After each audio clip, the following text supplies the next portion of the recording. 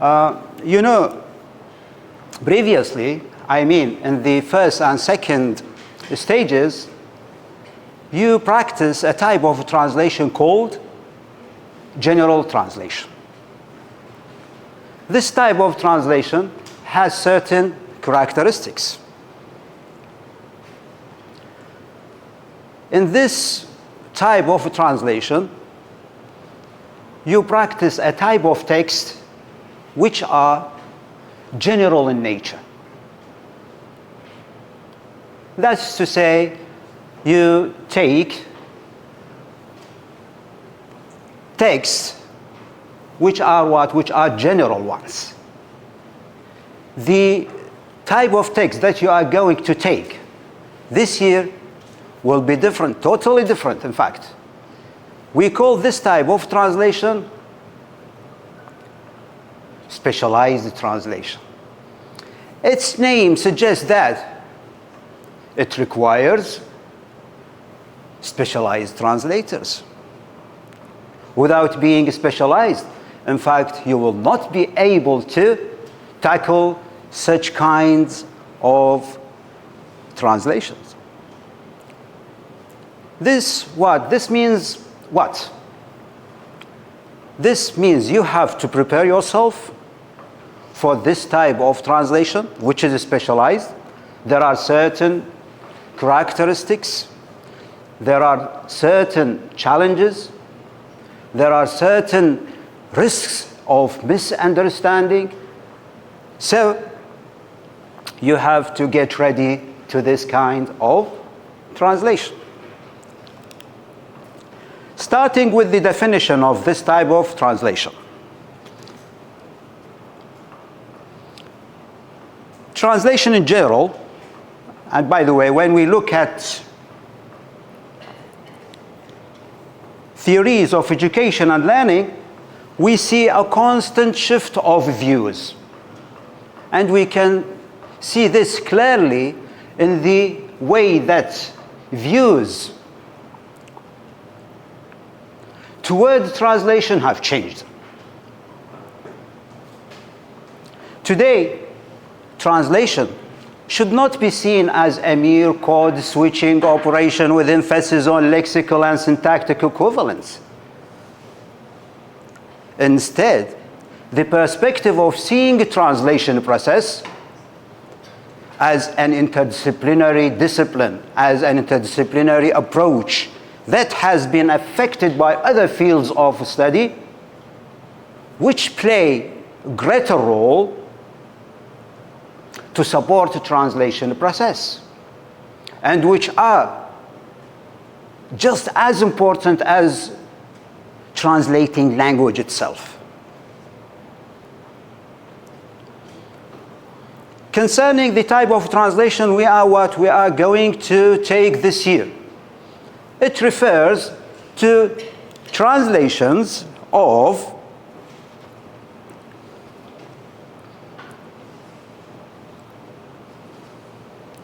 official documents, treaties, speeches related to foreign affairs and international relations. And if you go through these types of translation, you will see that this type of translation is so sensitive.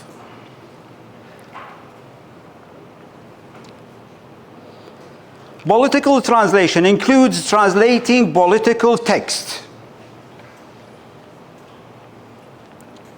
such as governmental statements, policy analysis, political news, and commentaries. There are certain characteristics of this type of translation. This type of translation, I mean DBT translation, which stands for diplomatic and political translation, requires accuracy and fidelity.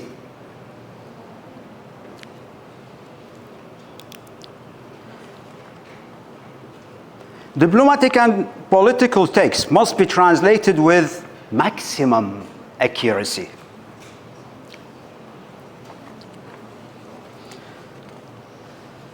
A slight change in terminology, tone, could lead to misunderstanding or diplomatic tensions. Yani even small mistakes make big problems. Translators must preserve the exact meaning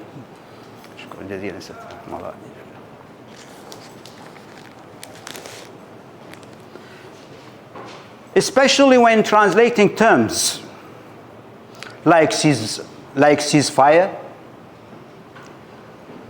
resolution, sanctions, etc. But the question is the following: is everything accurate, appropriate? Now the question is to you. Is everything accurate, suitable? يعني هل كل شيء دقيق ملائم? Sometimes we have something fiddle, loyal, but it is not what? It is not suitable.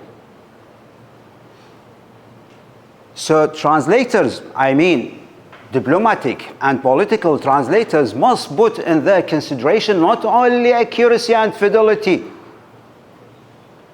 being faithful to text. I mean the diplomatic and diplomatic text. They must keep what is called appropriateness. So the text to be translated, I mean political and diplomatic texts, have to be what? Have to be accurate, and at the same time it must be appropriate, it must be suitable. Why? In order what? In order to go in line with the target audience. To whom you are translating? You are translating to certain audience. That means you have to put in your consideration what the type of audience you are translating to, and let's say the feeling, sensation that they are having. The second characteristics of diplomatic and political translation is sensitivity to tone and style. Political and diplomatic discourse, that's to say language, political and diplomatic discourse is often formal, polite, and indirect. Why it is formal? Because when treaties or certain governmental documents are translated, this type of translation is done by what? By people who are what? Who are in charge of directing or orienting the policy, I mean the policy of, or the politics of the country. People who are what? People who are in charge of directorate, for example, Basra governors, Basra directorate, or governorate. Whose leaders are what? Whose leaders are of diplomatic persons. That's why translators, I mean diplomatic and political translators, should put in their consideration that they are what? That they are translating for people who are in charge of governing states, directorate, and other important or official states. That's why we have to put in our consideration that our translation must be sensitive, having a certain tone and style. Going to the third characteristics, which is cultural and ideological awareness. Diplomatic and political translators need to be aware of the ideological implications. هناك آثار مترتبة، صعوبات مترتبة على ترجمة أو تبني أيديولوجية من الأيديولوجيات. It is preferred that translators should be non-ideologized persons. Why is this? In order to avoid being biased. Because if someone adopts certain ideology, of course, in a way or another, he will be affected by the ideology he is belonging to. So diplomatic and political translators must put in their consideration being non-ideologized persons. In order as I mentioned, in order to avoid being biased when translating. Going to the fourth characteristics, which is the use of specialized terminology. You know, every field of study has certain terminology, has certain type of terminology.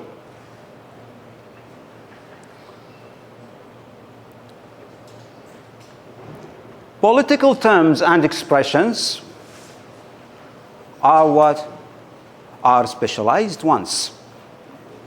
That's why it's preferable to have what is called diplomatic and political dictionaries. Previously, we were having dictionaries which are general in nature. We call them general dictionaries. Nowadays, from now on, from this stage on, you have to search for type of dictionaries which is specialized. Why is this? Because your process, when you have this specialized dictionaries, you will directly go to what? You will directly go to the right terminology, to the right word, to the right expression. Political and diplomatic word, political expressions. This will help you. This will be helpful for what? For, of course, keeping your time, saving your energy. You know, when you look for a word in a dictionary, if that dictionary is general one, you will what? You will find difficulty in finding the meaning of the word. The intended terminology used in that type of dictionary, which is general one. So you need to find what is called specialized dictionaries, because of course this type of dictionaries will be helpful to you, because this type of translation, this type of text will have certain terminology, political terms, political terminology, and political expressions. Confidentiality and ethics. Because this type of translation is dealing with sensitive documents, deals with officials, with persons who are in charge. For sure, you need what? You need to be secretive here. You need to be confidential. You know the meaning of the word confidential? سرية. تحافظ على سرية ماذا؟ سرية المعلومة المعطاة. يعني مو أنا اليوم أروح إلى مكان آخر أقول أنا اليوم ترجمت كذا وكذا وكذا. You are translating for officials. Huh? For state or government, let's say official persons, officials who are what? Who are in charge of ruling, as I mentioned, ruling directorate, ruling governorate, ruling states. That's why the information that you are what? That you have dealt with must be what? Must be kept secretive. Concerning ethics, so due to the sensitive nature of political and diplomatic documents, diplomatic and political translators often deal with confidential information. Ethical responsibility and discretion are essential in this field. يعني الدقة في النقل وكذلك الجانب الأخلاقي للحفاظ على ماذا؟ على سرية المعلومات التي بين يديك عندما تترجم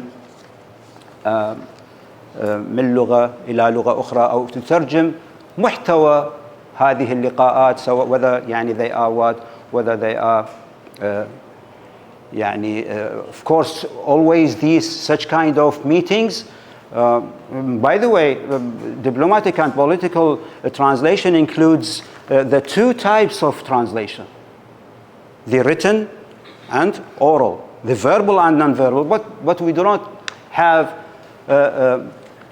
verbal diplomatic and political translation here in our department. We only have what? We only have the written diplomatic and political translation. But inshallah, in future we will have such kind.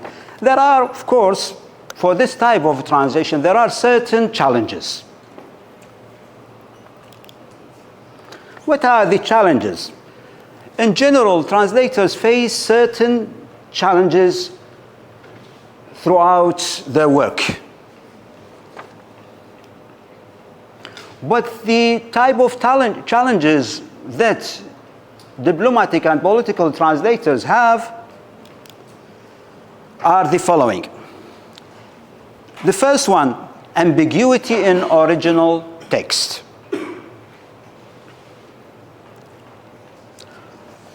Diplomatic and political text may be deliberately vague, requiring the translator, that is to say diplomatic and political translator, to maintain the ambiguity without altering the meaning. As instructors, we always advise you to be clear. All the way, translators must be clear. But believe me, sometimes translators need to be vague, need to be unclear. Why is this? Why translators sometimes, of course, not all the way, need to what? Need to be vague, need to be unclear throughout during their work. Of course, there is what? There is a reason behind this. Why is this? Yani why sometimes translators need to be vague in their what? In their rendering, in meaning rendering, in meaning conveyance. Do you know why? Yeah. Yeah. They what? They deliberately, intentionally they what? They become vague. On the contrast, we advise you, we suggest that we recommend throughout our instruction, we recommend that translators all the way must be what? Must be clear. But sometimes diplomatic and political translators need to be what? Need to be vague and clear for a reason. What is that reason? Yes, please. Ethical reasons, maybe? Yeah, sorry? Ethical reasons. Ethical reasons? He's translating for certain type of audience, certain target type of audience. So what will... It might cause problems between the countries if he's saying their intentions. Do translators deliberately, intentionally make problems between countries? Yes. How come? No, Shabab. Translators must always do what? Must always avoid the conflict between what? Between countries, between people. His ethical consideration هو هذه أخلاقه احنا هنا أخلاقه ما تسمح للمترجم أن ماذا؟ أن ينقل ما هو غير مناسب. We mentioned that the translators should put in their consideration not only the accuracy, but also the appropriacy or the adequacy and what is called cultural relevance. What should the translators render is what? Is the relevance. What type of relevances should the translators deal with? The first type of relevance is the linguistic relevance. يعني ملائمة لغوية.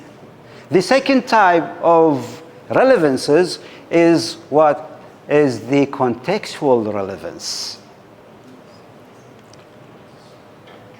We have what is called linguistic understanding and we have what is called contextual understanding. The third type of relevances is what is called cultural relevance. What does this mean? This means that meaning, and we are what? We are called meaning conveyors. What we are? What the translators are? Translators are meaning conveyors. ناقلي معنى. But the question here is meaning only created, constructed through language? This is a question, Sabah. Is meaning only created through language? As I mentioned now, no. Meaning is not only created through language, but also through culture and context. That's why in this type of translation, which is specialized, we have to think of what? We have to think of three types of meaning: linguistic meaning, contextual meaning, and cultural meaning. That is if I want to get a high quality translation. What is